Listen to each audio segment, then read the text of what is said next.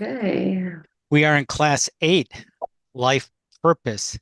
Exciting time talking about centers of gravity. Something key, something core, something Jane and we every day. I mean, that would be part of the way we understand our life, what we're doing, what people are doing. It just is a whole uh, layer of understanding. Um, in fact, I just had a sort of a little conscious connection with the centers of gravity, which Jane and I learned. We learned about this in the 1970s. We've been studying it and using it that long, by the way. And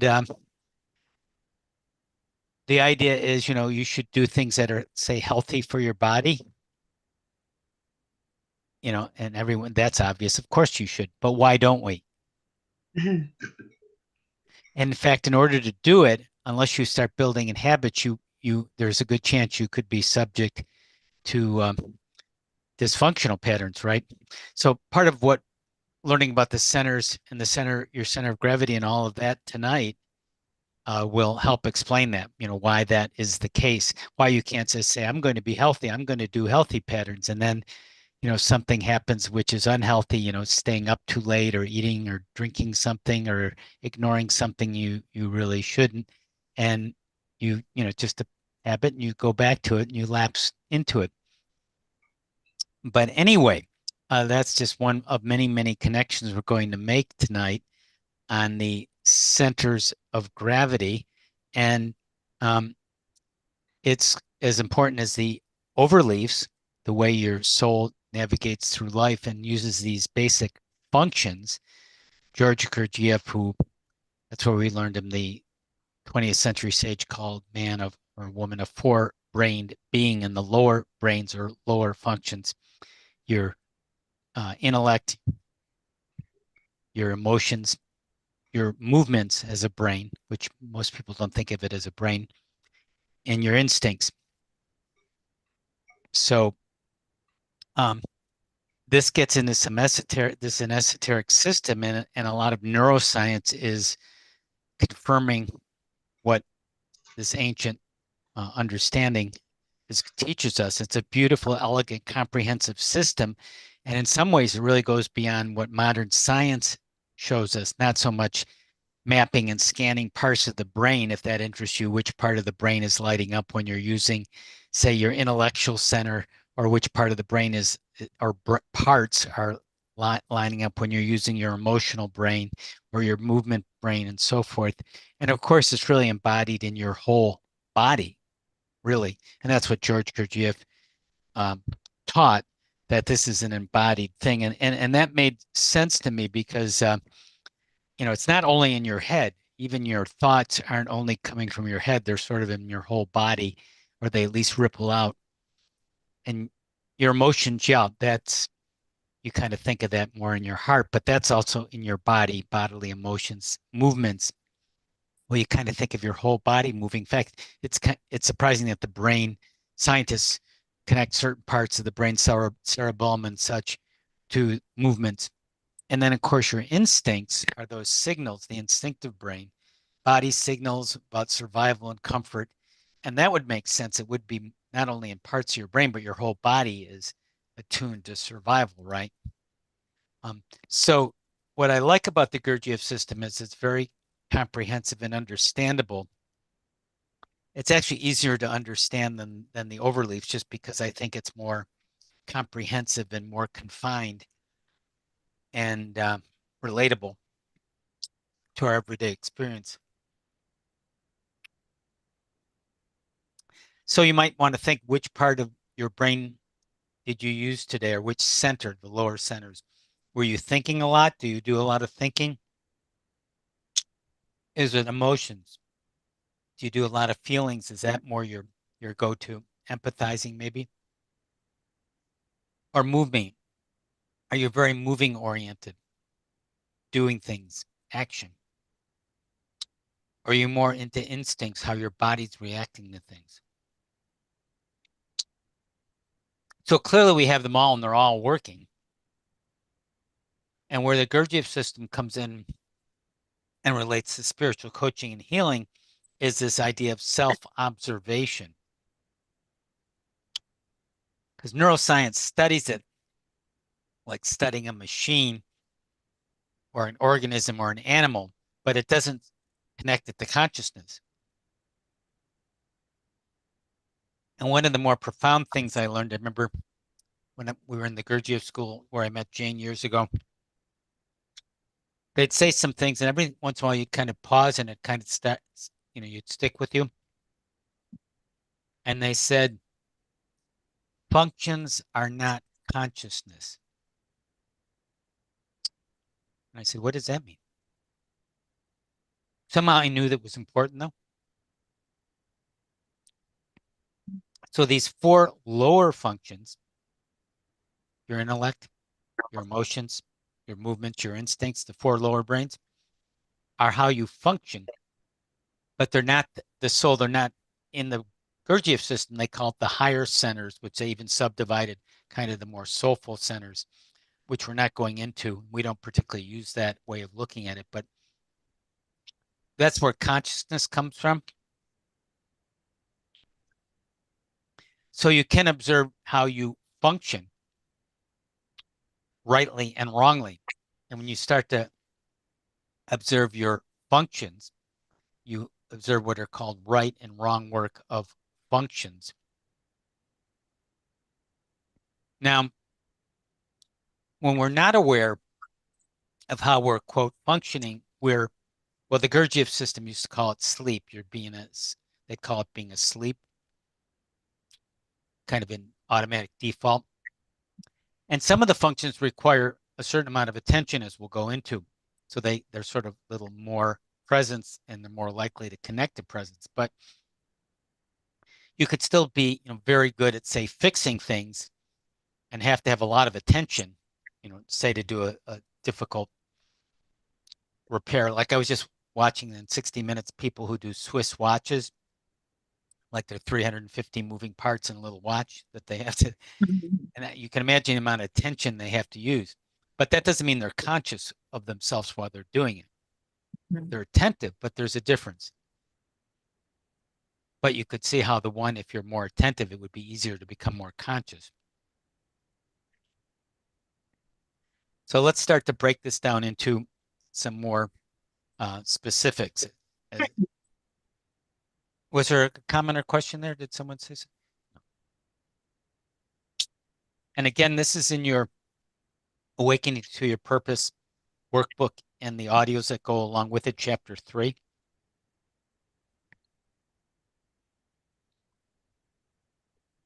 So with the four lower centers,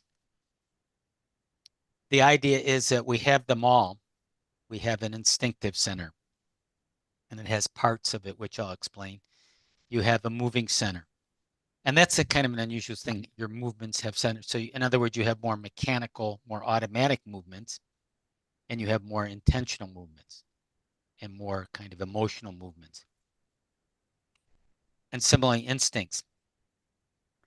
Everyone has instincts, everyone has thoughts, intellects, and there's different levels of that, as I'll explain, and emotions, and there's different levels of that. Esoterically, it's sometimes compared to a card deck, and the centers can be mapped out to the cards, as I'll explain. And the idea is you have a full deck of cards, and you want to use the right card for the right purpose. I mean, you don't have to be intentional with everything you do. If you're just maybe talking to someone, if you say hello to someone, I mean, it's good to be present, be soulful, but you may not need to be that attentive to exactly how you say hello to someone, or, if you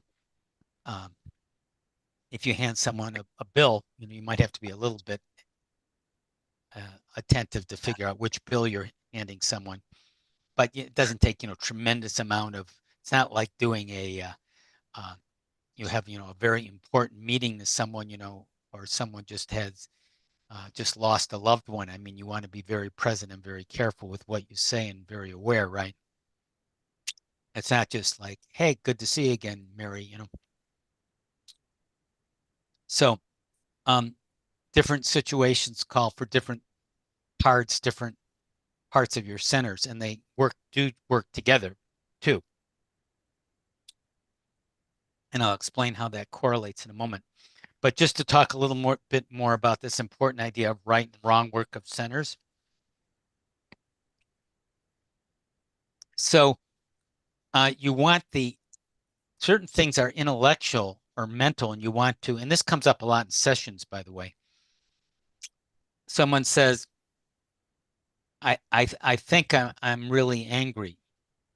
So you don't really think that you're angry. Or I think that, I feel that that doesn't make sense. That's not really a feeling, that's a thought, isn't it? What does that tell you?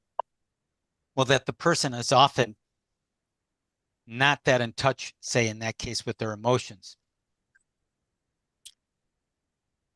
And that may be due to center of gravity and other things. Or similarly, just with any of the centers. Uh, if someone is overly emotional and emoting all the time, but not thinking, well, they need to develop some of their intellectual center, right? Um, I think I should be upset, so I guess I am, that's thinking. Movements, you could sometimes, there's something to do and you move before you know what you're going to do. Have you ever seen that, experience that?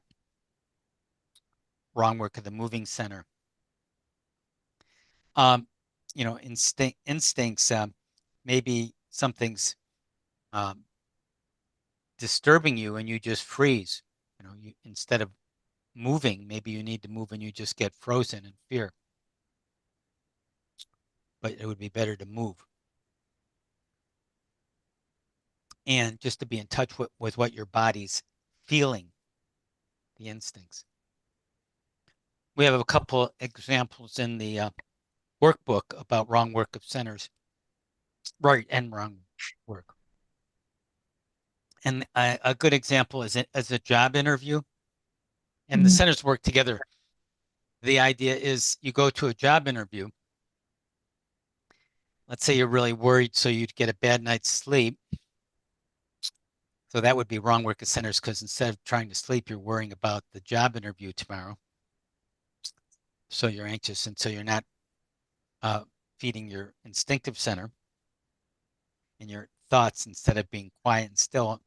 And then by the time for the interview comes, you're nervous, so your body's moving unnecessarily, unnecessary movements.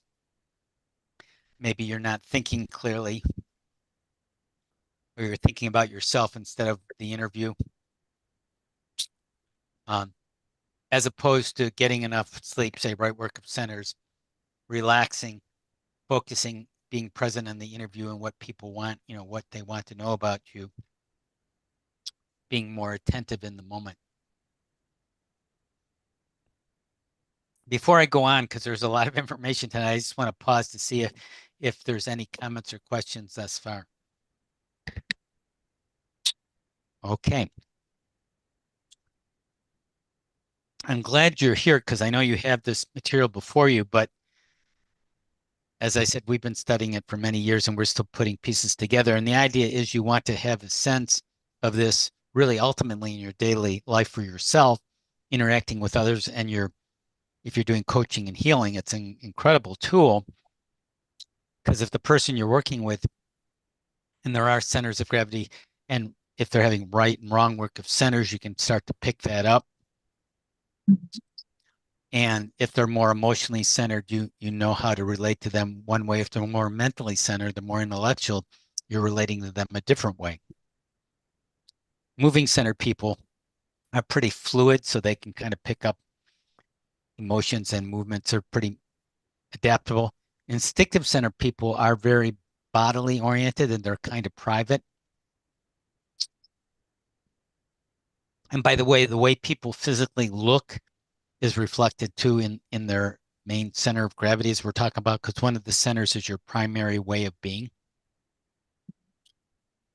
that you pick, and that doesn't change. And as you pick that up with, like, say, people you're talking with or clients, you know a lot about them right away, like the overleaves.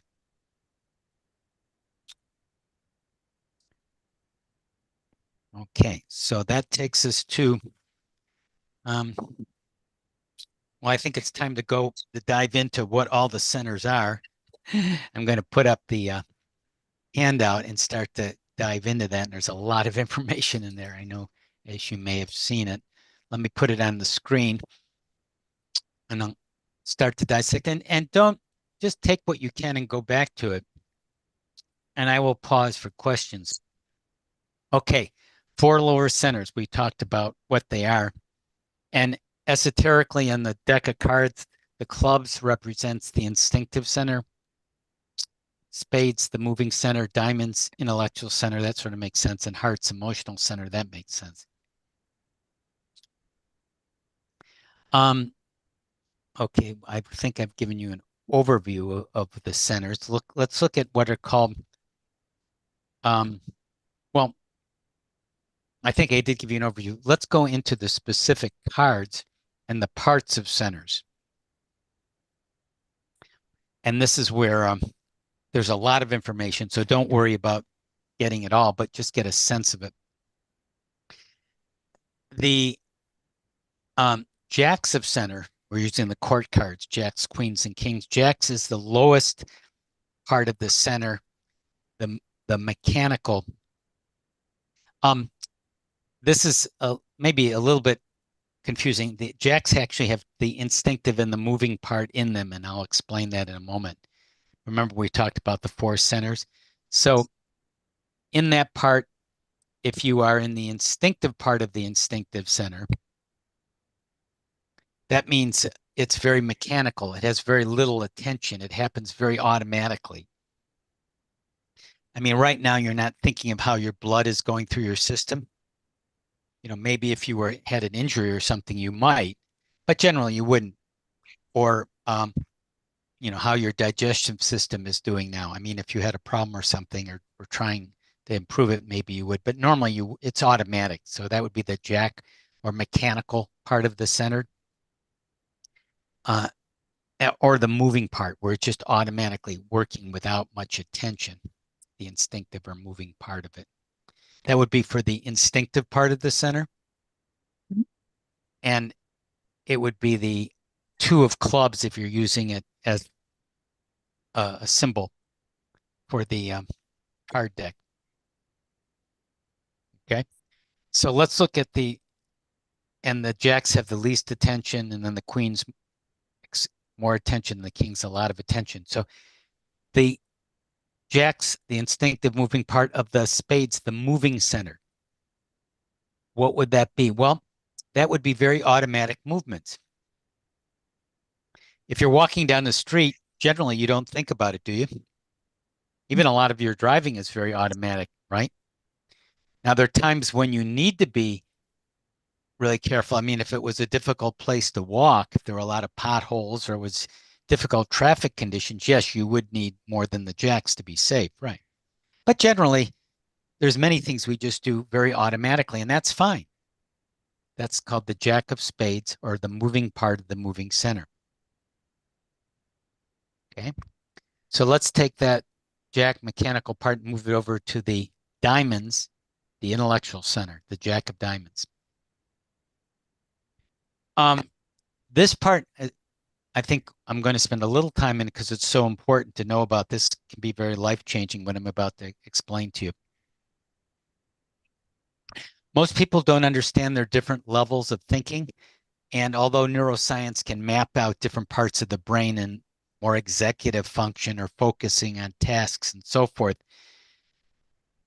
the jack of diamonds is what most people think of as your mental functioning.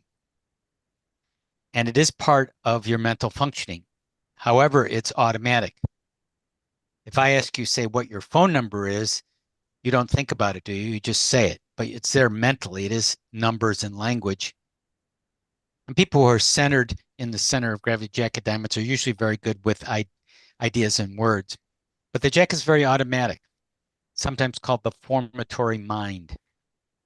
It's the lowest part of your thinking, which many people, especially in society, since they don't have this idea, don't know about this and have not developed into higher centers, higher functioning, which explains part of the reason why the world is in such trouble today, and why people can't understand things.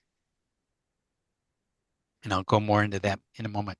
So the jacks are based on things like binary either or choices and phrases, either you're for me or against me. America, right or wrong. It's either good or bad. There's no gray. Either or. There's only two choices. This is going to work or it's not going to work. There's no subtlety. There's no gray. And a lot of people think that's good to be very formatory, very inside the box. It's also based on a lot of association, very associative thinking. So associative thinking could be, I'll just show you a kind of a crazy example. And this is the way a lot of discussions go. I'm going to exaggerate. So we'll have a little discussion. Who wants to indulge me? We'll just do a little fun discussion here.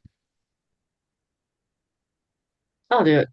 Okay, Pamela. So Pamela, hey, what's up for holidays for you? Oh, just the regular run around, go here, go there. Where are you going? Gonna go to my parents this year. Yeah, I used to go to my parents sometimes, but then I moved away from my parents, so I really couldn't visit them anymore, and I wasn't that close to my parents. Are are you close to your parents? Oh yeah. Yeah. I'm close to my parents. We're not super close as far as distance goes, but we're close in every other way. Yeah, yeah, and distance is a matter like where, I was, like where I chose to live, with, the distance between like where I was and people I knew. And I just moved to a place with Jane years ago that was just kind of away from everyone I knew in Central Coast, California. And it's really a nice place. It's near the ocean, and the weather's really nice here. Yeah, how's the weather for you? Oh, freezing cold, man.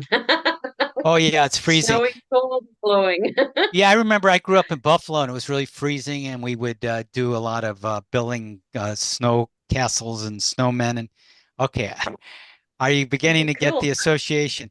Now, that's a Yeah, you're little jumping around. exaggerated, but once you start to understand that this Jack of Diamonds associative thinking and associative emotions are often kind of superficial emotions too, because the Jacks work on the same level, they link.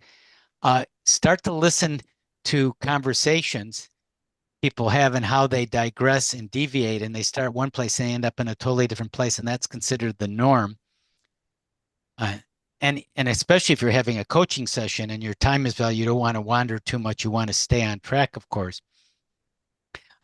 And so you need the kings of centers to stay on the same subject. That's why like taking a class like this is all about training your kings of centers. We stay focused, we stay deep into it. I mean, sometimes we have teachable moments and go into something in the moment, but it is related. But generally, there's a lot of intention and ways of going deeper and wider and broader. But anyways, that's an example of how the jacks wander our attention and a lot of our opinions. Why do you think that? Well, everyone knows that. That's the way everyone is. Everyone knows that if you do this, you follow that.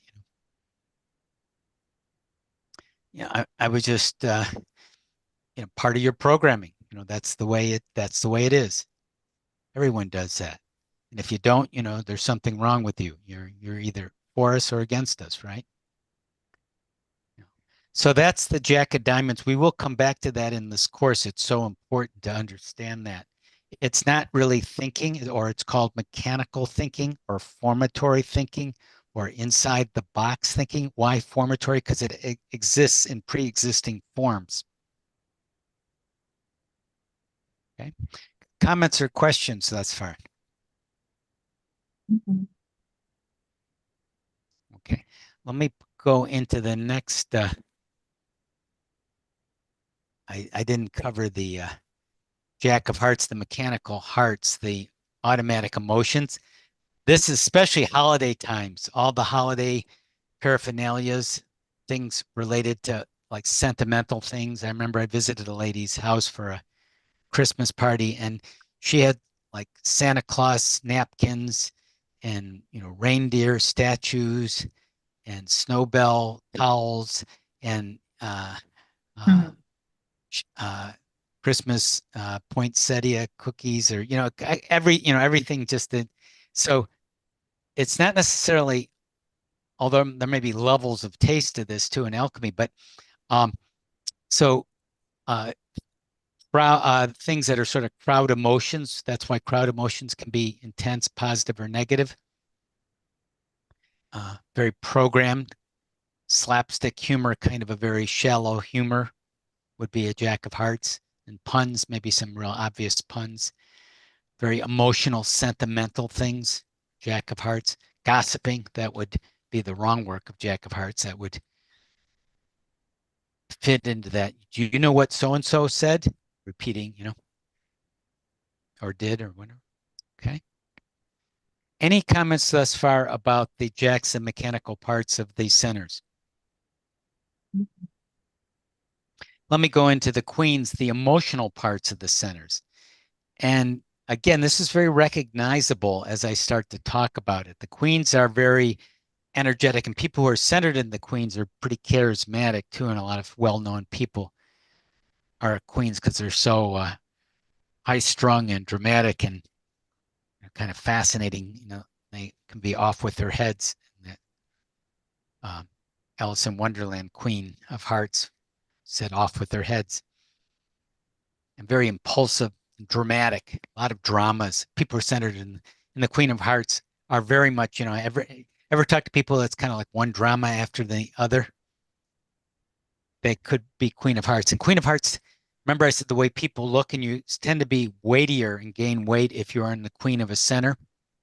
Your body type is also a key in how you physically look, which is in the workbook. We don't talk about that just because of time in the class. But if you're gain weight easier, if you're bigger, heavier, especially very heavy, you might well be in a queen, especially Queen of Hearts. Um, if you're instinctive, you're more muscular, kind of often big shoulder, muscle bound. Um, if you're uh, more moving centered, you're usually thin or wiry. I'm moving centered. You don't usually worry as much about gaining weight. Kings are intellectual, or rather the intellectual center are kind of the walking heads. You ever seen people? They're kind of thin, but they're not like muscular. They're kind of walking heads. They often see big heads. They often have glasses, not always, but they're very mental. But anyway, it does play out in the way they look, interestingly. So let me go back to the queens and start with the instinctive center, the clubs, the queen of clubs, the emotional part of the instinctive center. And that would be sensations that are very emotional. Things taste that, wow, I love this taste. I can't get enough of this taste or a texture. I love feeling this. Things that are sensuous and sensual appeal to the queens. Movements, massage, that would be great. You know, so they would get very emotional about touch and sensation and textures and taste. Okay, the queen of clubs. Now, the queen of spades, of the queen of the movements, really gets very queeny, very emotional about movements. And the thing about the queens is their attention is more than the jacks, but it's drawn from the outside. So the queen of clubs says, wow, I just saw this wonderful food. Boy, I can't wait to taste that and that. And the queen of spades says, I love that movement. I love learning this new movement or this new dance, or has a real burst of movement or a flare, right? But the other thing about the queens is they tend to flip, something to be aware of. So they get very high on the pendulum swing and then they flip to the other side. I don't really like that food anymore. Are you still learning that dance? No, no, I'm not doing that anymore. But I'm doing this one. I'm really interested in doing this now. So they don't sustain their attention. They don't stay with it. Queen of Diamonds, queen of the intellectual part. So people who are queenie, and I see them a lot on TV, and they're very good mentally, and they're very quick often. Queens are quick too, uh, are drawn to different ideas very quickly. They could probably buy a lot of books. They may not finish them all, but they are very excited about learning. Uh, and again, they're kind of volatile in the mental part. By the way, the queens connect to each other like the jacks. So if you're Queen of Diamonds, you might be very into intrigue like the Queen of Hearts, Queen of the Emotions. You might be very queeny about what you eat and so forth too, and your sensations. They could link. And then the Queen of Hearts, as in Alice in Wonderland, who said off with their heads, and the King of Hearts would follow her in Alice in Wonderland and say, "You're pardoned, we forgive you," is extremely volatile, often charismatic. Um, let's see if I can think of a famous person we know who. I'm not sure if Donald Trump, he might be Queen of Clubs. He's Queen of Clubs or Queen of Hearts, but he's very queeny. Um, Elizabeth Taylor, I think she might have been a Queen of Hearts, but that's kind of an old thing. I'm not having anyone with, but if you'd see someone who is very intense, often charismatic, uh, they're into dramas. They have, wow, that's fascinating. Uh, they're they are in the Queens and they may be centered there, very emotional, and they may flip like. You have to be careful. Like, this is the greatest person I ever met. My new best friend. I love you. You're the greatest person. And they could be pretty charming too, people in the Queens. And then you fall out of favor. You do something that the Queens don't like, and you're banned. You're the enemy. They flip. Okay. Any comments or questions on that?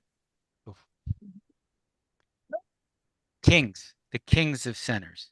So this is the part that takes attention. So it requires some effort. Now, if you're centered in the kings, it's going to be more natural for you. And the kings relate to one another and are closer together because of the attention of one often requires the attention of the other. And there is centers of gravity. So the king of clubs, what does that mean? The king, the intellectual part of your instinctive center, which you might wonder now, what would that be? How could your instincts have an intellect? Well, sometimes you want to be aware of like territory. If you're in a hostile environment, you're very aware of the territory, right? The sense of it. Sometimes it's called the eyes in the back of your head, the instinctive center, someone who's staring at you for your safety. You might be very aware of foods and how your body's nourished and not. So you might need the kings to get into better habits or, that know what is unhealthy for you. King of spades, moving center, your intentional movements. Well, people who are very good, say, at fixing things or maybe can visualize geometric patterns, people can do that very well. Quite intentional. They often do well at getting jobs because people love to have people like that around because they have so many talents for fixing things and maybe inventing things, spatial relationships. And they're, again, it's intentional and they're a little slower, not like the jacks which just rush into things and have momentums, or the queens that are drawn by something outside of themselves. So it takes attention. So, to fix a car, well, I mean, some things might be pretty automatic, but like, say, if you had to analyze a problem in a car and figure out what's wrong with it, you'd have to do a lot of attention. You might do a bunch of tests and analyze them and evaluate. I mean, that would take some skill level and attention, right? King of spades. King of diamonds. Okay, here now we're talking about what is truly thinking as opposed to Jack of Diamonds mechanical thinking, or Queen of Diamonds where you're drawing the ideas because they're exciting. King of Diamonds deals with two words to remember: scale and relativity. Scale and relativity. So you think of things relative to something else. So there are a lot of gray areas. So someone says this opinion, how does it relate to something else? Like this would be a good way to this is what people do to build a business. Well, is this going to fit the business I want to do? What do other people say? How could I try experiments to test it out and evaluate? How could I consult maybe with some other good people and just use discernment? How is it relative? How does it scale up? How does the big picture look? Now, uh, okay. And again, the king of hearts, the king of emotions, that would be subtle emotions. Some people who are centered in the king of hearts, they don't seem emotionally centered. A lot of people are real obviously emotionally centered. Let's see, who are well-known people are emotionally centered? I don't know who the new people are. That Rosie O'Donnell. I don't know if everyone knows who she is. Who's a well-known person who's emotionally centered? Well, Oprah Winfrey. She would be emotionally centered. She'd be probably king of hearts. Yeah, I think she'd be in the king. Even though she has all those weight things going on. But anyway, yeah. So they're very perceptive. They're very subtle. They're aware of art, beauty, subtle emotions, how to be more tactful, more diplomatic. And so clearly the kings are more attentive and you often need one to have the other. If you want to have subtle thinking, there's subtle emotions. If you look at so the Jack of Hearts could be like cartoon style drawing, say. A cartoon drawing would be a Jack of Hearts. The Mona Lisa, the Statue of David or something would be a King of Hearts piece of art, or a Bach symphony. Mhm. The King of Hearts what's the difference? How would you know the difference? And a person in the Kings would be more apt to gravitate to one over the other, right? Now, this doesn't make people right or wrong, and it again, functions aren't consciousness. So you can be even functioning in the Kings and not be conscious. I mean, a person who's a King of Hearts could be very good at could be an art critic and be very aware of art, but still not that conscious about their soul and their soul development. But they sometimes say the King of Hearts is the gateway to the soul. So you often go through there to be aware, be attentive, to connect with the higher centers in your higher awareness, because you're very aware and attentive, right? And they interrelate. Pause there for a moment. Comments or questions? I know that's a lot of information.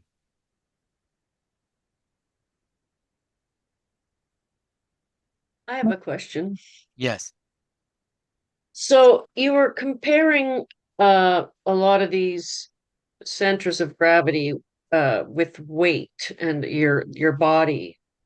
And that kind of confuses things for me because should I use what my weight is now or like how I was for 95% of my life?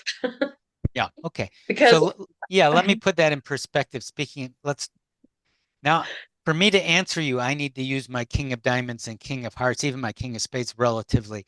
I have to place what you said in context of this topic and Mhm. how important it is and how it relates to the big picture. Like that's how I have to use my mind now to answer you, just as an example of okay, kind of metacognition dissecting it.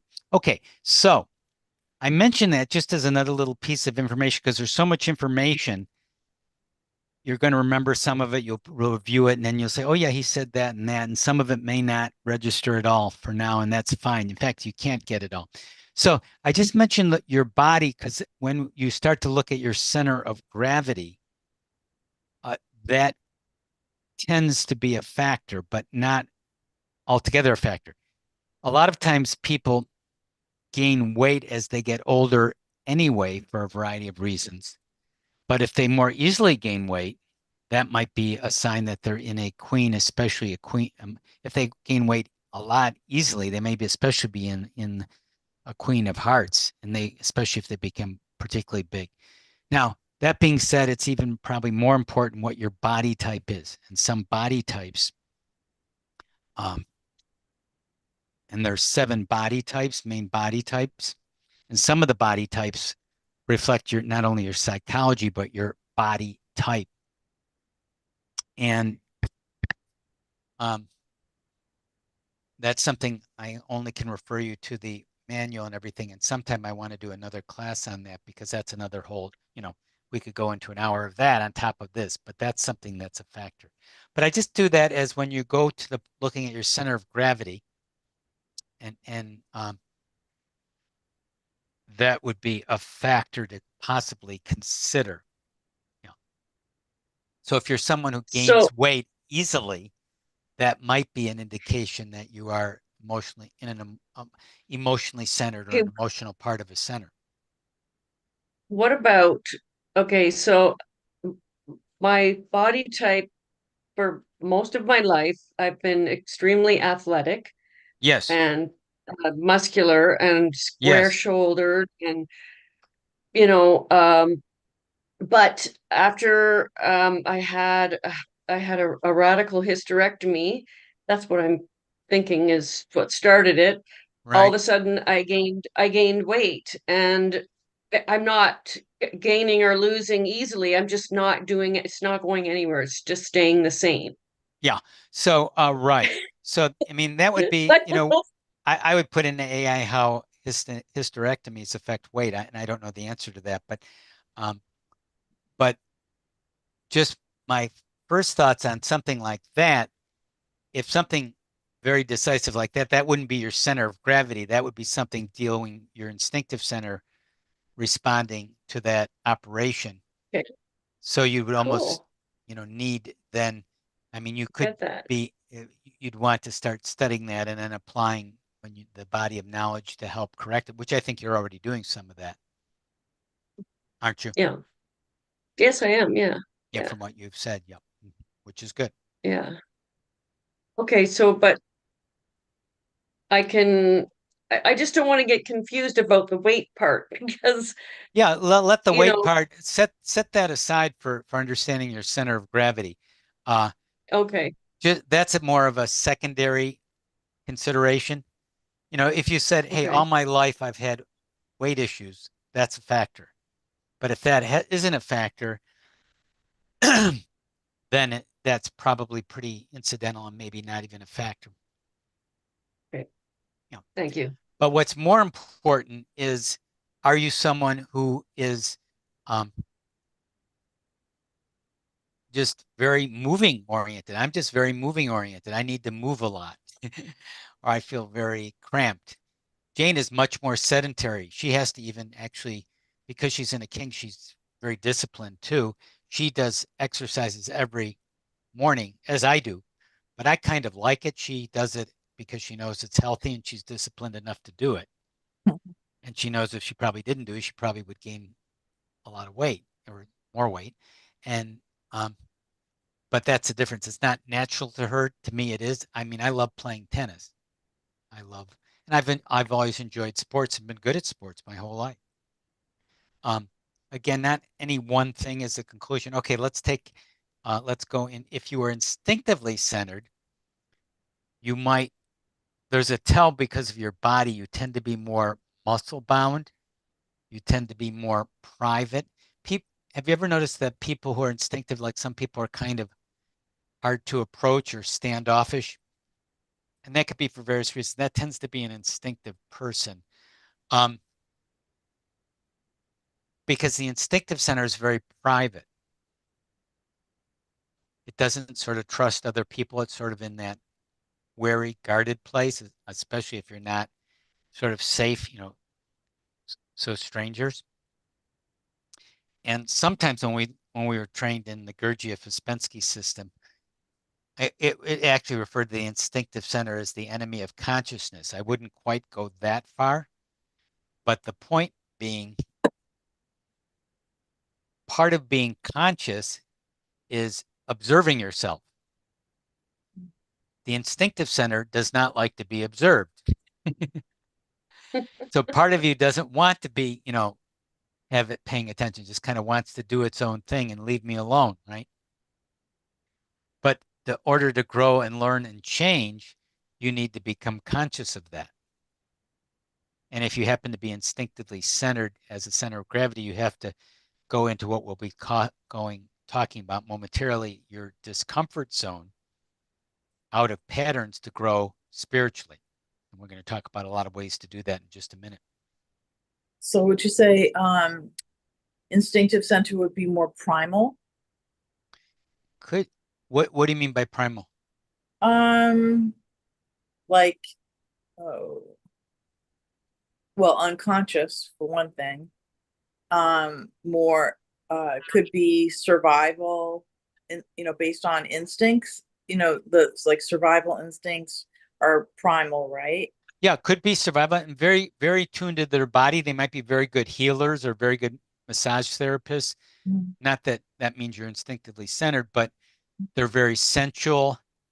They're very in tune with their body and keeping their body in tune. They may be much more aware of what's going on inside their body or even in your body because they're very tuned into that.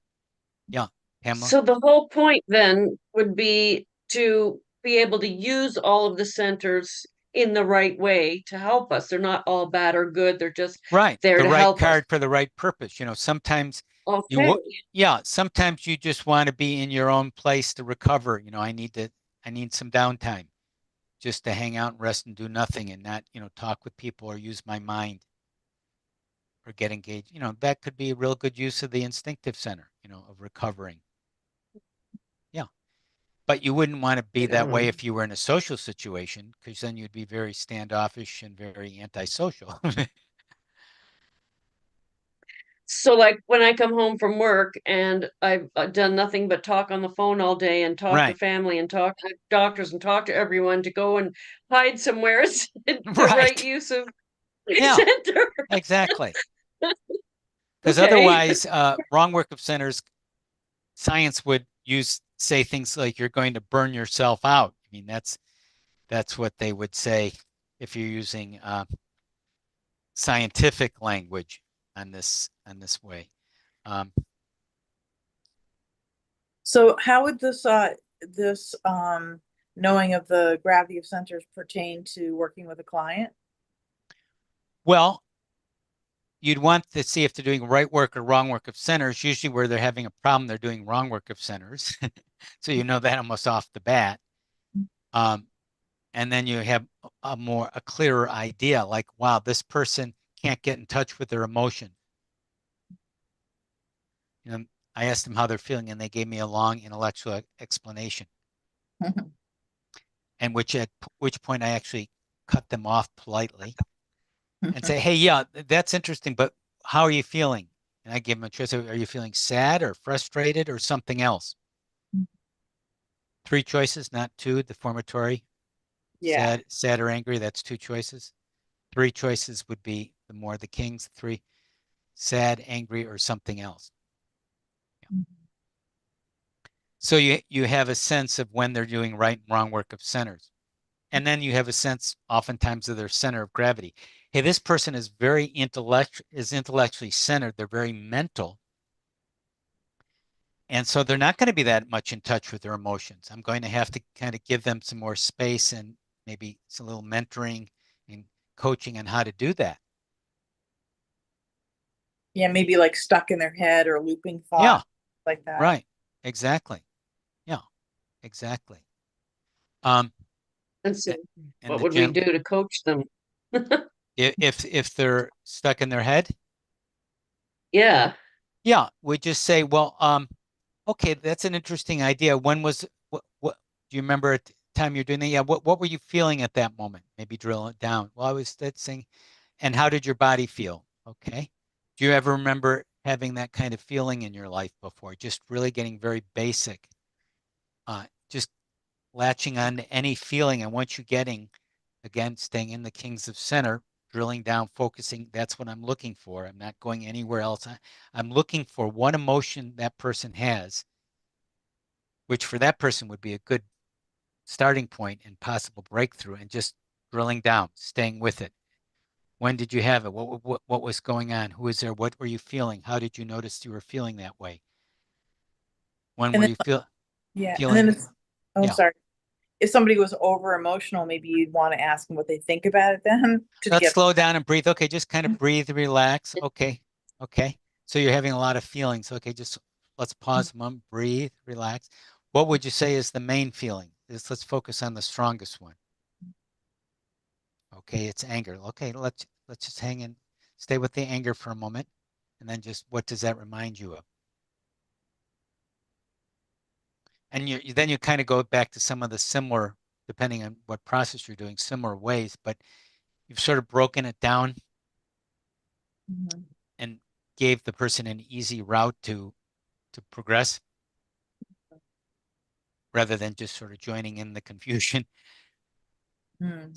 So it's a direct intervention, the word intervention. Mhm. And all this stuff shows up with the person is going to say, wow, Oriel really gets me. She really understands me. Mhm. And people may already be telling you that. Like, how did you know that, Philip? How did you know that, Marcia? Well, I studied centers of gravity and I know you're in the queen of, no, you don't say, you just kind of graciously kind of smile and say thank you or something, but they'll pick that up. So it's kind of like building your being, your sense of capability, developing your presence. Yeah. And that's something that AI can't do. Let's see, where were we here? Oh, I'm going to quickly go into this because this gets into this could be, a whole long thing, but I just want to touch on this because you will probably want to come back to this. Okay, you figured, am I more instinctive? Thinking back now, and am I more moving centered? Am I more emotional? Do I first think kind of emotional? Am I more mental, intellectual? And then within that, once you have that sense, and you'll get a better idea, am I more in the jacks? Am I more automatic movements? Am I more in the queens drawn out, more dramatic? Am I in more kings intentional? You know. And you might just kind of think of how people react to you and the feedback you've had in life. Now, within that, to get subtle, and I'll just do this very quickly because they're the numbered cards. You can use the numbered cards within each Jack, Queen, and King, within each mechanical, emotional, and intellectual parts of centers is a subdivision. So there's a 2, 3, and 4. So for the Jack of Hearts, for example, the mechanical part of the hearts, that's the 2, 3, and 4 of hearts. So you're centered in a 2, 3, or 4 of hearts, or you're doing a 2, 3, or 4 of hearts in a moment, and you're actually centered there too. Which what does that mean? Center of gravity means that's your go-to automatic card. That's something you do unintentionally. Now, when you awaken, as you become more conscious, then you do it more intentionally. Yeah, you're still going to be centered in the 2 of hearts, and that's your automatic go-to. You're very much into puns and kind of glitzy parades and very glossy things. But your King of Hearts is more developed and you're more intentional and more aware of beauty and everything too. Even though you're just sort of designed to have that, very fluid, conversational, emotional, superficial kind of way of relating to people easily. So 2 of Hearts would be the mechanical part of the Jack of Hearts, the mechanical part of the emotional center. The 2. The 3 would be the emotional part of the mechanical part. That would be a little more emotions. So maybe instead of just reacting to a silly pun, you have certain puns that are your favorites. You get a little more excited about than my favorite, silly pun. Four of Hearts, the intellectual part of the Jack of Hearts, the intellectual part of the mechanical part of the emotional center. The 2, 3, and 4. So the 4, maybe it's a pun that's a little more mental, that's a little more clever, say. I know this is getting pretty subtle, but you can divide each one. Jack spade, let's do the spades. Jack of spades, mechanical part of movements, automatic movement. You're walking down a street, 2 of spades, no attention at all. 3 of spades, you're kind of enjoying walking down the street. You're not really paying attention, but you're just kind of maybe moving a little bit more of a gait. 4 of spades, maybe you need to have a little bit of attention walking on the street. You know, the sidewalk's a little uneven, not dangerous, you know, but you have to kind of pay a slight bit of attention to the sidewalk, you know. You're still mechanical, you're doing it very easily, but you're paying a tad bit of attention, you know. So anyways, you can, once you get down to your center of gravity, you can actually break it into the 2, 3, or 4, 4, 5, or 6, 7, 8, or 9.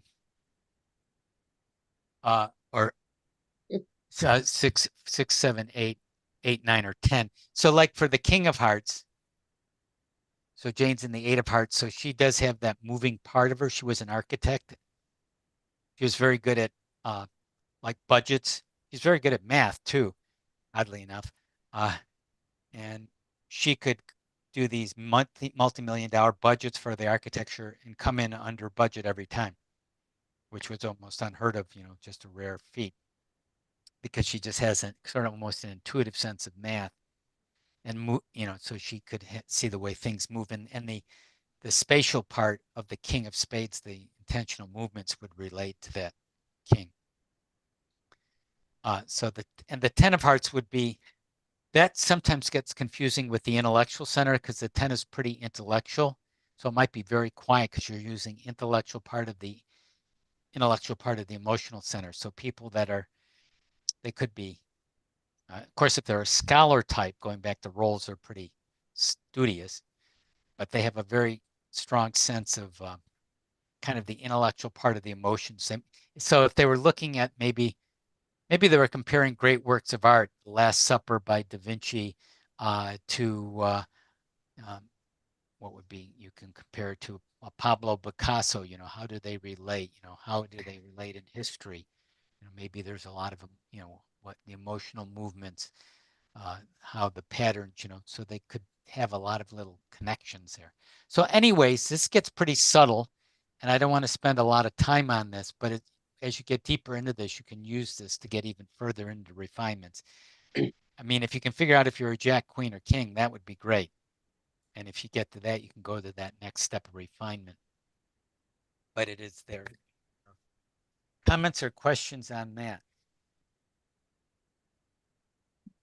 Well, I think I'm leaning more towards uh a queen of diamonds. At Mhm. first I thought I was a queen That of would make sense. spades, but Well, you're very I think I'm a inquisitive. queen of diamonds. You're very Yeah. interested in learning, and you go to many different things. That could be. Yeah, I do lots of things at once. I'm reading like 5 books at Yeah. once. Are you good at language? Are And you very articulate and very good with words? yes, I guess I Yeah. am. I love to write Yeah. So and I love to research stuff. yeah, well, yeah, you're checking off a lot of boxes there. Yeah. Yeah. Yeah. Okay. All right. Any other comments or questions? Because I'm going to go into another little spate of information here, but it'll give you some things that you can do on yourself and with clients.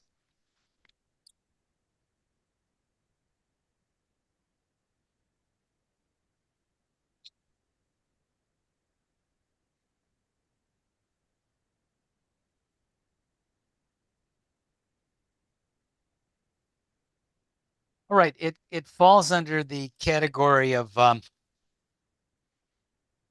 what we call the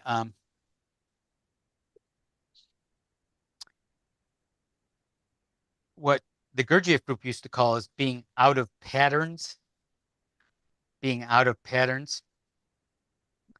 And the reason to do that is to be more conscious, and you can have exercises in yourself to wake up, because a lot of life is routine and automatic, and we do things without thinking, right? So you want to bring more attentions to get out of the jacks or out of the habits so you're more present in living your life. So you have to disrupt yourself. Okay. So we write about this.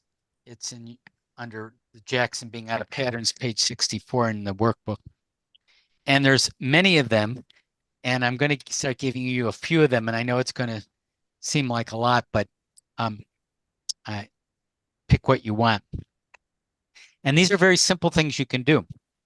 So instinctively, we like to do the same things instinctively, right? Now, some of that is good to have if they're positive, healthy, instinctive patterns, like say brushing your teeth or bathing your body. But you may want to do it differently. You may want to brush your teeth maybe a different way. You might want to eat a different food. You always eat the same food or a different order of foods. Go to a different restaurant. So something that breaks the pattern, that does something instinctively, not sitting in the same chair. If you always sit in the same chair, or a different way of positioning yourself. Why? Because you become more aware. Very simple. With your moving center, doing things differently with your moving center. Just doing something more slowly can be good. Slowing down with your moving center. If you're driving, drive a different route. Maybe drive a little slower than usual. So it can be very small things. Maybe doing dishes in a different order, maybe washing things more slowly. A lot of refined movements. Refinement, again, is the kings of centers. How do you close the door? Do you slam the refrigerator doors closed? Do you slam the door closed? Oh, I don't know. I don't think about it. Right. We don't. Do it intentionally. Do you just kick it closed? Or do we intentionally shut the door? That's being more intentional. Little things you can do, little refinements. How can I be more refined? Maybe doing cleaning more thoroughly or something than you normally do. Emotional habits, shifting those.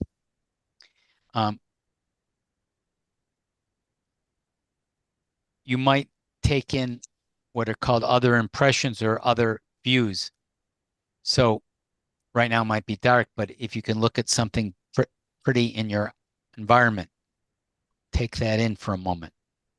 Or while you're driving, notice something of beauty. Beauty evokes the kings of centers and the higher centers too. Emotionally with people, if the person behind the cashier asks them a question, hey, what's new with you? What's the highlight of your day? Engaging them instead of just doing what you automatically do, how you greet people. Be really attentive when they say, how are you? And they say, fine, what's going on? Hey, it's good to see you again. I like that jacket you're wearing. And just to reach out to new people, could be strangers or people you don't know. That would be emotional connections. You'd need to use all your centers for that, right? Mental limited thinking. We talked a lot about the Jack of Diamonds. Always give a third possibility. You have a client. Well, what would you like to do? You wanted to exercise more.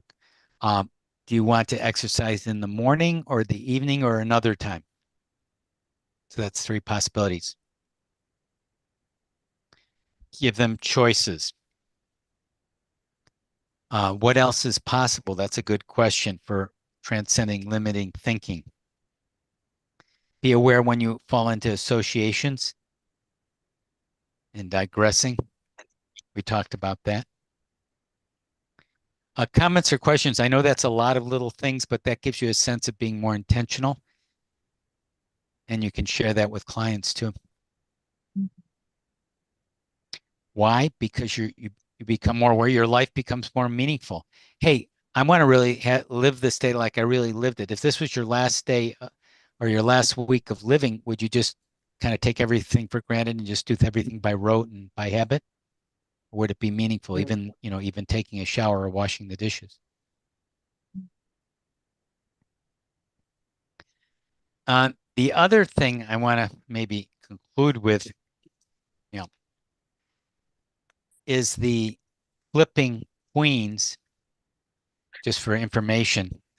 So I mentioned the queens flip, and it's an emotional coaster ride. You want to really be aware, especially if you're centered in the queens, like maybe Pamela is, you need to be particularly aware of it because it will flip.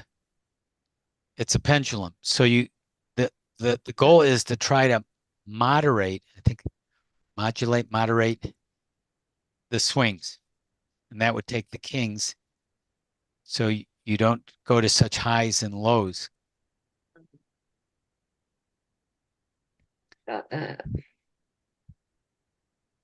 So Yeah. that's something to be aware of. And it's going to play out, if you get super involved in something, it's going to flip. And you're going to be more on that roller coaster ride. Comments or me. questions? Yeah, comments or questions on any of that?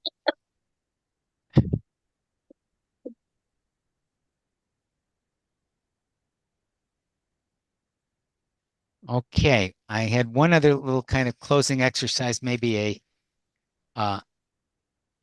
this might be a way of understanding your life purpose, the focus of this course. And that would be, if you look at your purpose, we've talked about the life purpose formula from your different centers. What does your mind tell you about your purpose? By now, maybe all of you have some sense of your purpose, of what your mission is. Do all of you have some sense of that? Would you agree to that, or are you still pretty much up in the air? Oriel's up in the air, you're looking up. Not sure? That's okay. At how do I describe it? Say it. I think if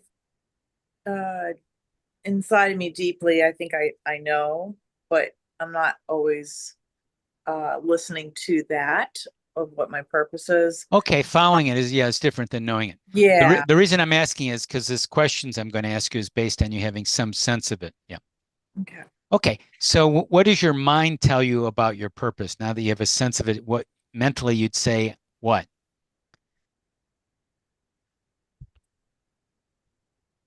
Who would like to just fill in the blank? Your mind is telling you about your purpose that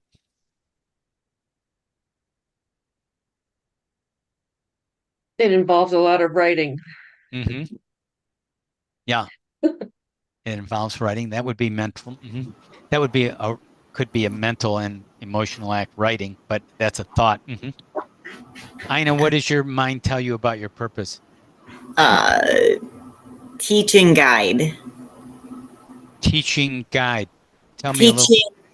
Teaching others about the things that we're learning here, how to find their purpose, live a joyful life, guiding them down that path and towards It's that about purpose. teaching and guiding. Okay, got it. Yes, Okay. teaching and guiding. Okay. So shifting over to your heart, what does your heart tell you about your purpose? What is your heart telling you? If you just kind of feel into your purpose, you're feeling what?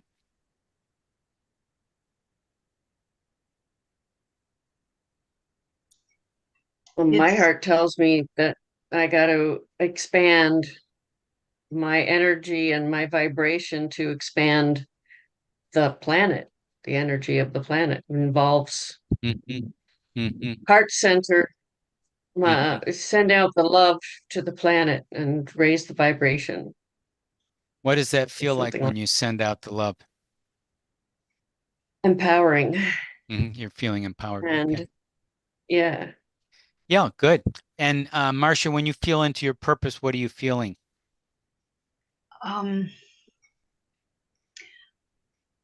Intense compassion. And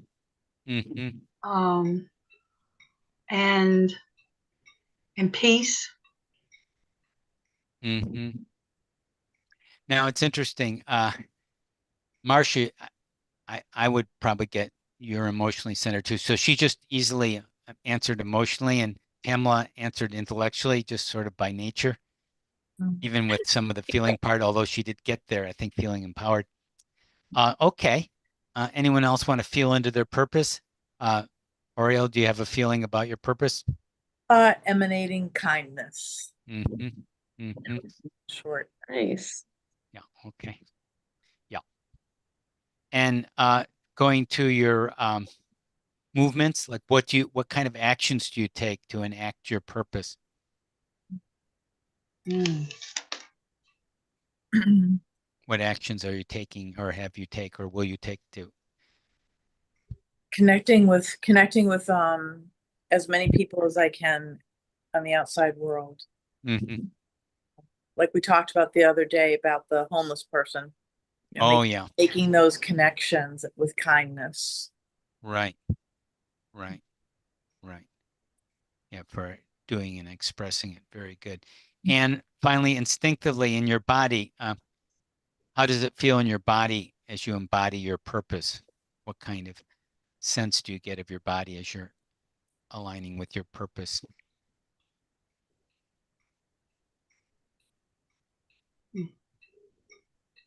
I think I would, Fluid.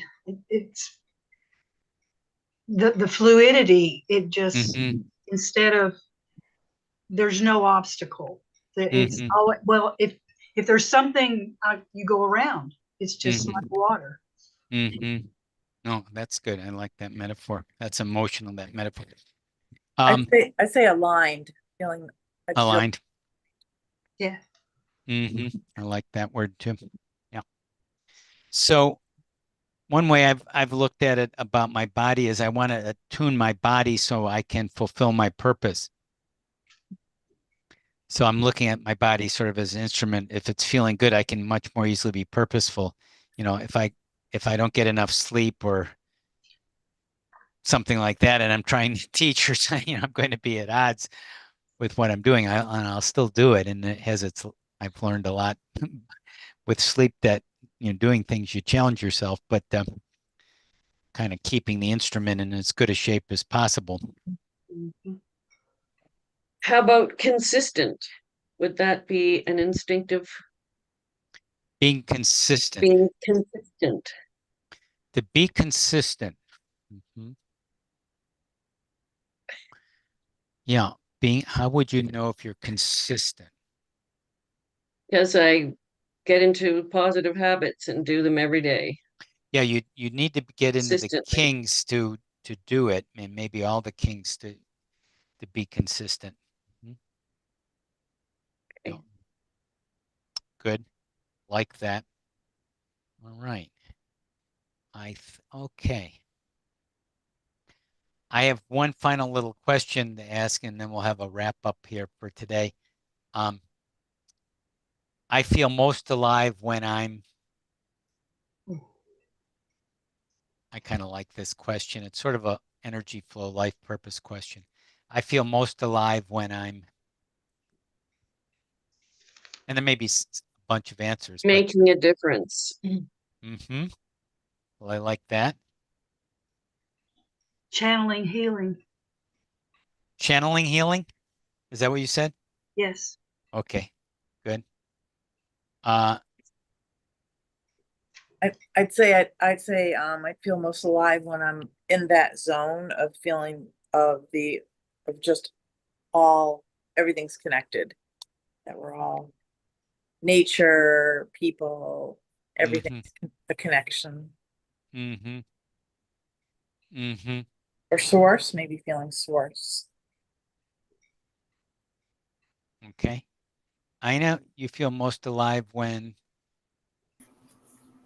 um I guess when I'm living in what I consider to be my purpose, when I often, like, I'm out at a grocery store or somewhere, and I used to like purposely close off, and now that I know how to manage things better, I will purposely stay open, and always in that sense of, if the right people find me who need me, kind of thing, like the divine guidance in that life, and people always do. Someone will just open up to me in a grocery store line with the most deeply personal things ever. Wow. And I stay really open and I actively listen. And I also try to stay connected to source in that time, because I don't worry about what I'm going to say, because I know it'll come to me, because it doesn't come from me. It comes from source, that divine guidance in my life. So when I feel that flowing through me, that's when I feel most alive. Oh, I like that. Okay, great. Well, there was a view of your centers. Maybe you're seeing how important this is for your daily functioning and functioning at a higher level, more aware.